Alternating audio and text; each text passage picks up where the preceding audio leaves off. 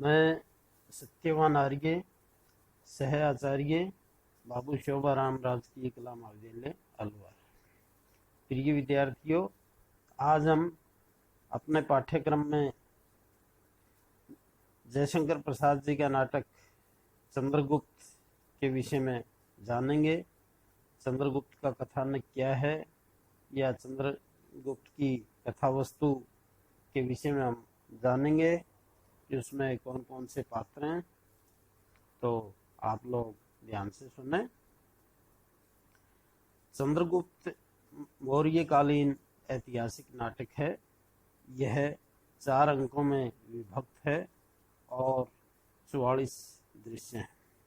प्रथम अंक में चंद्रगुप्त और सिकंदर की भेंट दंडायन के आश्रम में होती है।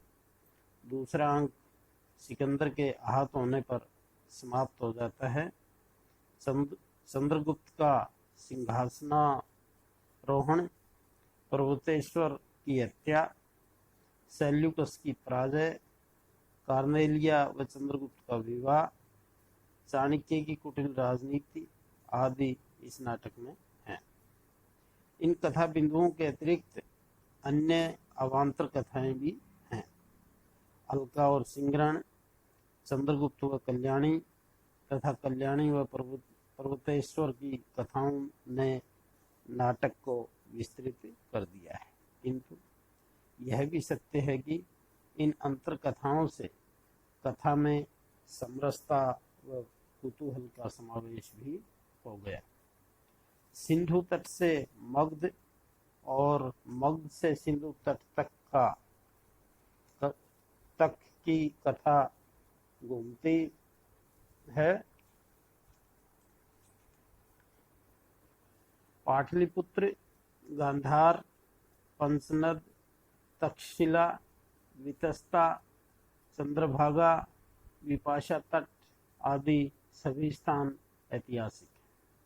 सिकंदर, सेल्यूकस, कार्नेलिया, चाणक्य, पर्वतेश्वर, राक्षस, सिंग्रण, नंद आदि पात्र भी ऐतिहासिक हैं। चंद्रगुप्त नाटक के लिए आधार स्रोत मुद्रा राक्षस नाटक, जायसवाल के लेख व अन्य शिलालेख आदि हैं। नाटक का आरंभ तक्षशिलाधीश का यवनों की मित्रता के लिए वाल्मीकि तक जाने से आरंभ होता है। सिकंदर का आना और मालव क्षुद्रकों के युद्ध में घायल होना और पुनः आपस में संधि होना, सिकंदर का लौट जाना, चंद्रगुप्त का राज्यारोहण, सेल्यूकस का आक्रमण और पराजय तथा कैलिफोर्निया का चंद्रगुप्त से विवाह होना, पर्वतेश्वर की हत्या आदि क्रमबद्ध रूप से सुनियोजित किए गए। महानंद की सभा का चित्रण, चाणक्य का निकाला जाना, सुवासिनी राक्षस को अधीन करना आदि अनेक कथा सूत्र हैं। नाटक में पात्र आवश्यकता से अधिक संख्या में हैं और अपने आप को व्यक्त करने के निमित्त स्वागत भाषणों का अधिकतर प्रयोग हुआ है। संवाद भी अन्य नाटकों की अपेक्षा अधिक विस्तृत हैं। इस नाटक का मुख्य नायक चंद्रगुप्त है, किंतु मुख्य नायक का निर्देशक चाणक्य है। चंद्रगुप्त सम्राट बना, इसलिए हम उसे मुख्य नायक मान रहे हैं, अन्यथा चाणक्य ही इस नाटक का मुख्य नायक है। चाणक्य की बुद्धि के अनुसार चलने वाला वह एक यंत्रवत पुरुष है। चाणक्य के अभाव में वह केवल सामान्य प्राणी सा लगता है। राक्षस की राजभक्ति और चाणक्य की कूटनीति के दांव पेच सफलता के साथ व्यक्त किए गए।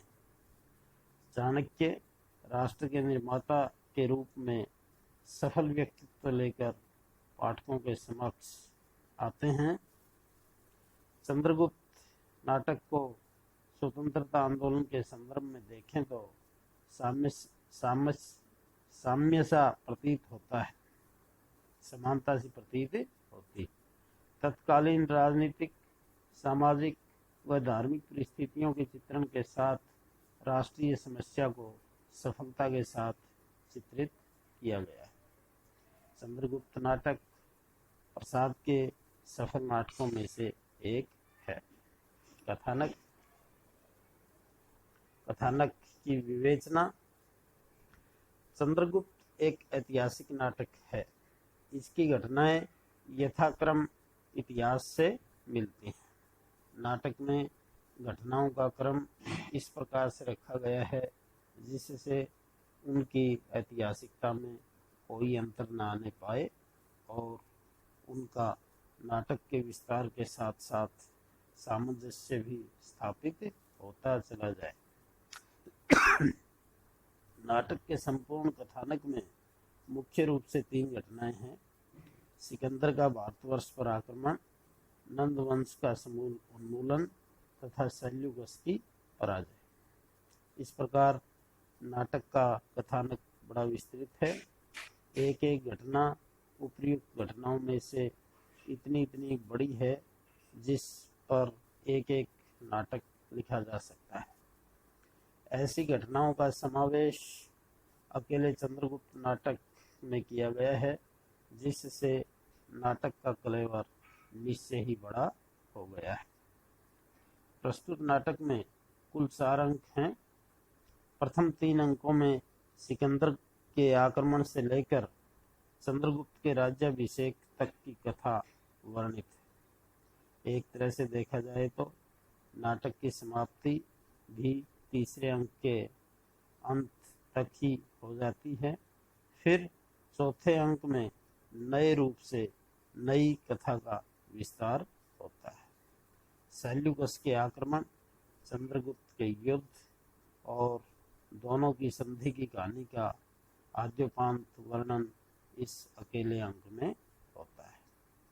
इसीलिए जहाँ प्रथम, द्वितीय और तृतीय अंक क्रमशः 11, 10 और 9 दृश्यों के हैं, वहाँ चतुर्थ अंक में 14 दृश्य हो जाते हैं।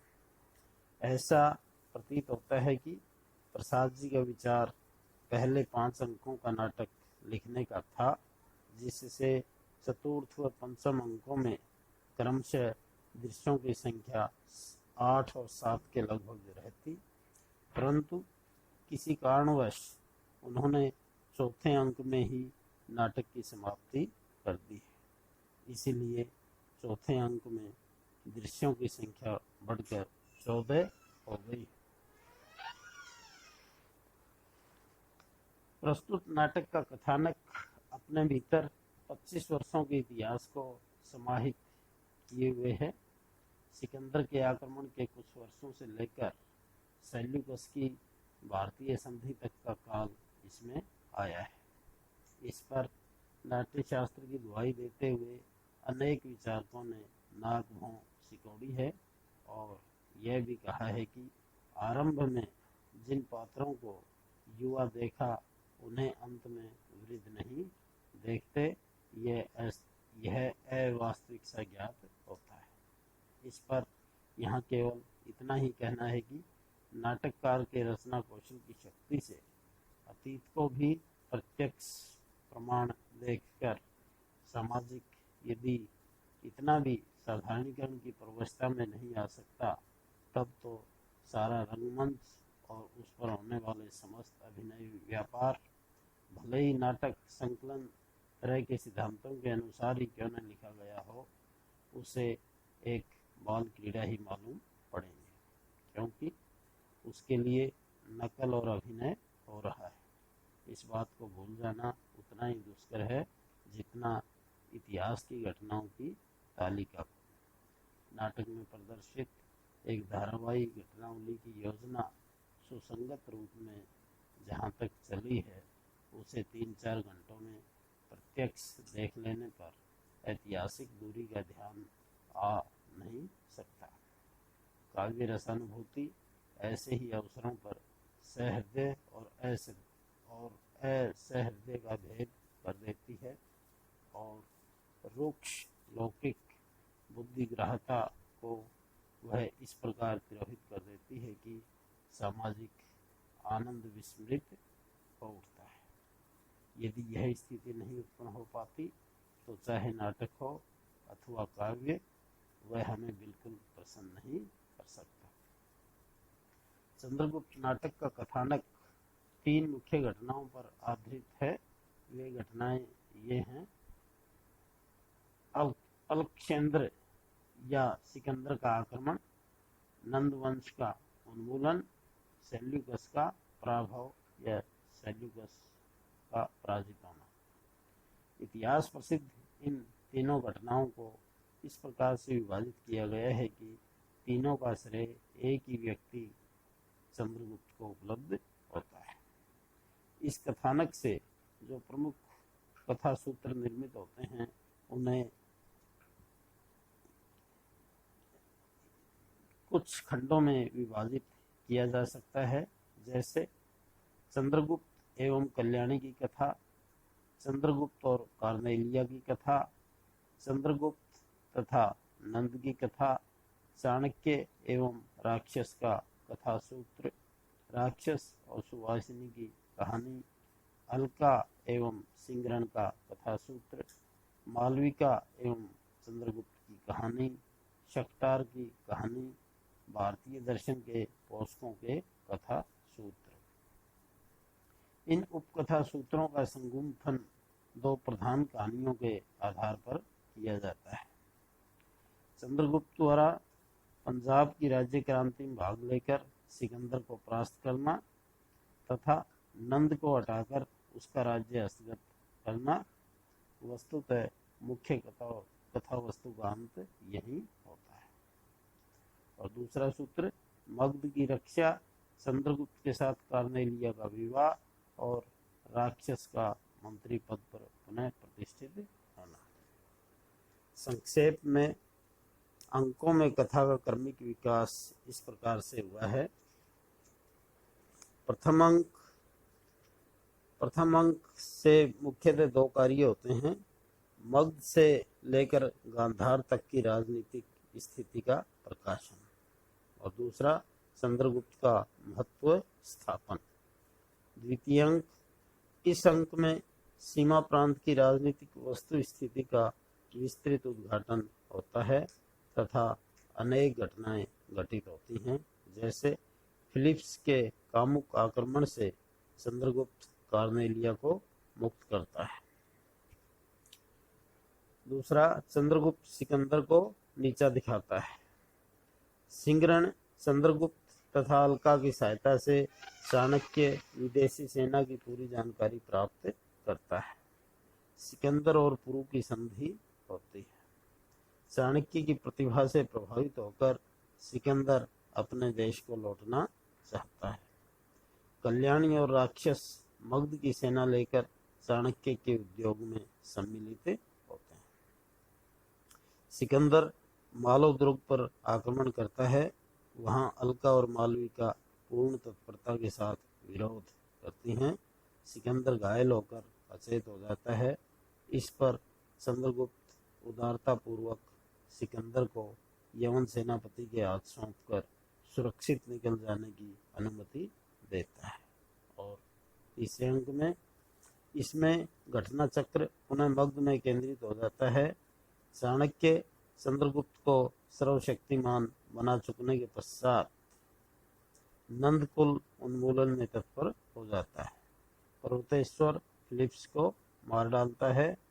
चाणक्य द्वारा रचित विद्रोह व्यूह पूर्णता को प्राप्त होता है तथा अंत में सब लोग एक स्वर से चंद्रगुप्त का शासन स्वीकार कर लेते हैं। चतुर्थ अंक में मुख्यतया 2 कार्य होते हैं: चंद्रगुप्त के राज्य को बृहत रूप देना तथा राज्य को निष्कंटक बना देना, और दूसरा कल्याणी और पर्वतेश्वर का अंत।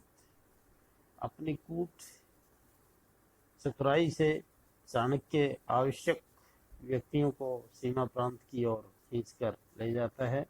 अंत में चंद्रगुप्त ग्रीक शिविर में कार्नेलिया से मिलता है और वहीं सेल्यूकस बंदी करके लाया जाता है। चंद्रगुप्त उसे मुक्त और स्वतंत्र करके लौट आता है दंडायन के आश्रम में चाणक्य, चंद्रगुप्त, राक्षस आदि मिलते हैं और वहीं चाणक्य राजनीति में तटस्थता ग्रहण करता है। चाणक्य राक्षस और सुवासिनी के विवाह का निर्णय सुना देता है और राक्षस को अमात्य पद के साथ शस्त्र दिलाता है। इस प्रकार समस्त अंतःकलह शांत हो जाता है। सेल्यूकस और चंद्रगुप्त में संधि होती है और मैत्री स्थापित हो जाती है। चाणक्य चंद्रगुप्त और कार्नेलिया के विवाह का प्रस्ताव करता है, जिसे सब लोग स्वीकार करते हैं। सारांश यह है कि चंद्रगुप्त के चरित्र विकास क्रम को आधार मानकर संपूर्ण कथानक बांधा गया है।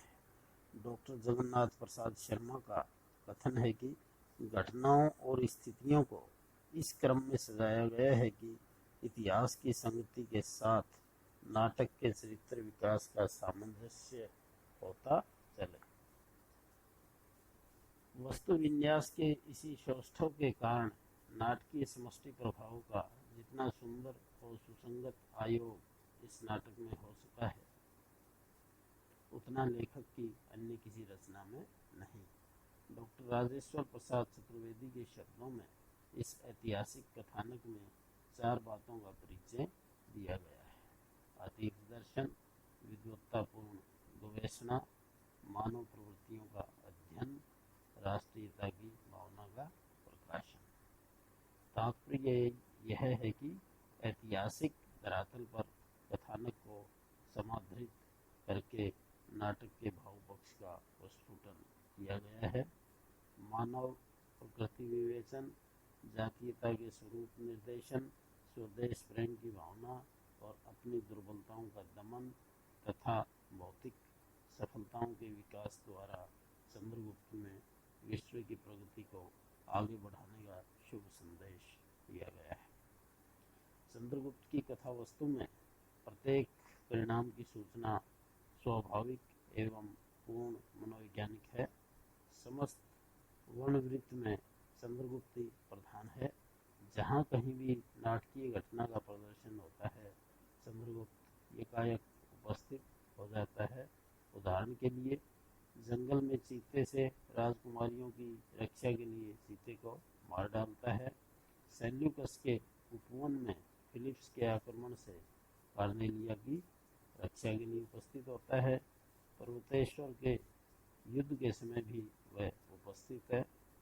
सिकंदर के साथ चंद्रगुप्त का संघर्ष दिखाने के लिए नाटककार ने चंद्रगुप्त को गणराज्य का सेनापति बना दिया है।